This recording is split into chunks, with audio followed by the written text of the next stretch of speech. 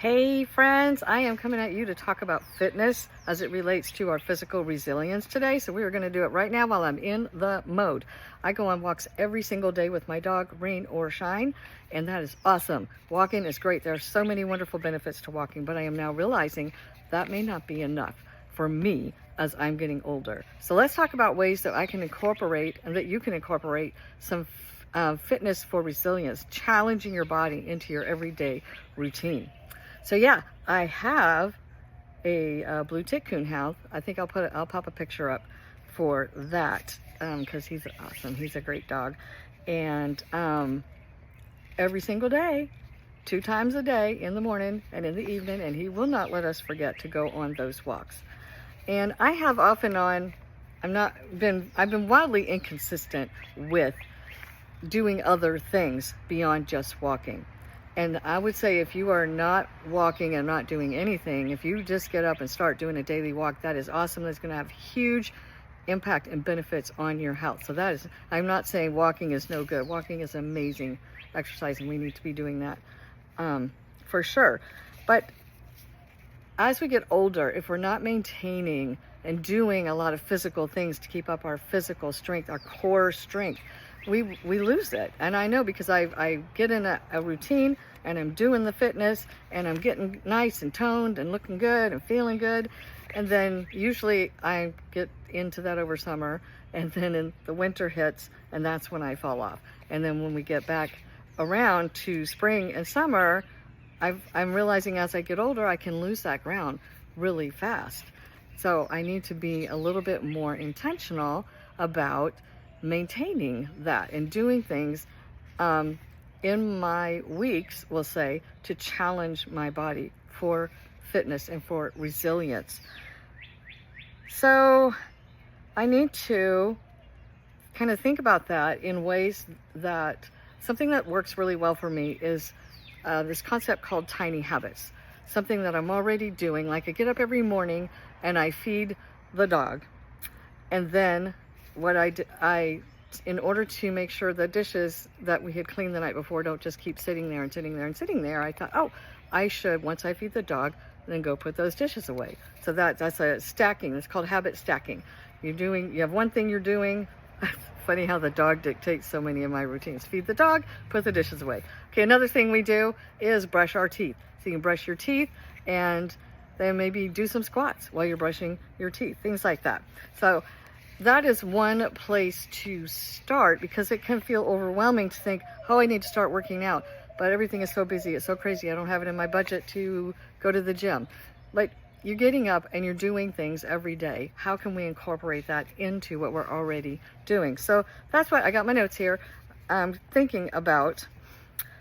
So in thinking about physical resilience, obviously that is, it involves a mental capacity, but it's also just maintaining our strength and our stamina and our endurance and our ability to get up and do what we need to do.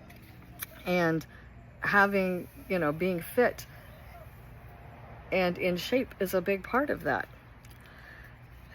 So let's see. So with the walks, something I've been trying to do is to keep my posture. You can slouch while you walk. I've noticed people, go back a little bit, people tend to kind of just stand with, see if I can do it. See, I can't do it if I'm thinking about it. Either we're sticking one way or the other way, or we have our pelvis jutted out to the front when we're just standing, and you can walk that way too. So I've been trying to be more mindful of my posture, making sure I'm engaging my core.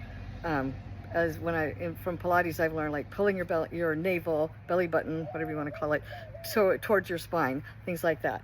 And so I've been trying to be mindful of my posture and make sure I'm engaging my core. And then as I was looking more into it, how do you engage your core while you're walking? Simple act of breathing. And I'll be talking more about breathing in future videos, but just doing deep breathing with your diaphragm, not your chest, okay, with your diaphragm.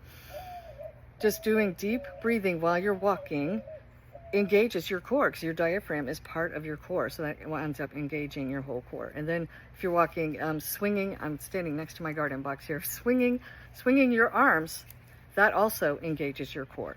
So those are just simple things I can add into my walk And so I've been trying to do that this week as I've been walking, and just to kind of engage that core, because your core strength is so, so important for maintaining that mobility, just the ability to get up and things like that. It's extremely important. And then there's also your cardiovascular health, which so doing things while I'm walking that, you know, like marching and doing short intervals of walking fast, if my dog will let me. He's a coonhound, so he likes to follow his nose. So, but there's, you know, there are times when I can walk fast, and even if he's slowing me down doing all of the sniffing, then I can just do some marching and things like that while I'm out with him walking, and try to get that heart rate up and get my you know, your breathing and things like that. Oh, and I should probably put a disclaimer. I am not a fitness expert. I look into these things, and I have not studied fitness. I've probably spent more of my time on nutrition and things like that. But fitness we're looking holistically, and it's incredibly important. So that's going to be a part of my own journey for getting into the best shape I can be in by the time I turn 60 in a few years. So just want to put that little disclaimer. So engaging my core, swinging my arms while I'm walking, doing intervals of getting my heart rate up. So just want to be more intentional with things like that while I'm out on my walks, and really kind of make sure I'm doing that kind of thing. So, but not everybody is going on walks every day like I do. So what are other things we can do? We all have to eat, and hopefully you cook at least some of your meals at home. If not, we're going to talk about that at some point. But so when you're doing things in the kitchen, when you're doing chores, we have to do laundry. We have to clean the house, you know, and some of that is activity in and of itself. But to make it more challenging, while, you know, you can be doing some things in the kitchen. So while you have waiting for something to come to a boil on the stove, put your hands on the counter and do some counter push-ups, and see how many can I do before that comes to a boil, or something like that. Do squats. You can do squats anywhere, anytime. So that's always a thing you can do, is to do some squats, and maybe even do some lunges. I did a search on I just out of curiosity, exercises while folding clothes, something like that. I did that search, and I actually found a few videos of some moms that were that's how they were getting their fitness in, was while they were doing laundry. I keep looking over here. I've got a nice little yellow jacket. Hopefully he's going to stay over there. So there's things you can do if you stop and think about it, and if you try to get intentional. You can do some squats, get down on your knees and get back up, do some lunges while you're folding those clothes. Simple things just to add into your routine of things that you are already doing, to bring a little bit more challenge to your body, to build up that physical resilience. So I have had a friend that, goodness, this was years and years ago. I remember I visited her, and she was just doing chores around the house, and just jogging around the house, doing the different things she had to do, but she was getting her heart rate up while she was doing it. So, and it's funny, I hadn't thought of that in years. So perhaps I should follow that example and start doing that.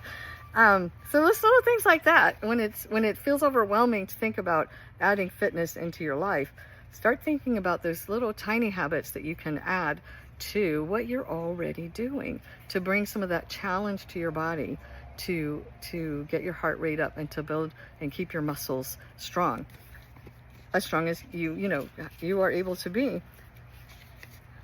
And of course, this is not about perfection. It's about those small, doable adds that build resilience over time. So that's how we want to think about it. So tell me down in the comments, what is one simple way that you challenge yourself physically during the day?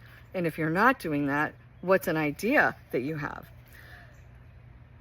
So let's kind of encourage each other to be more intentional with keeping our physical resilience and keeping ourselves as fit as we can be with what God has given us, within what He has provided.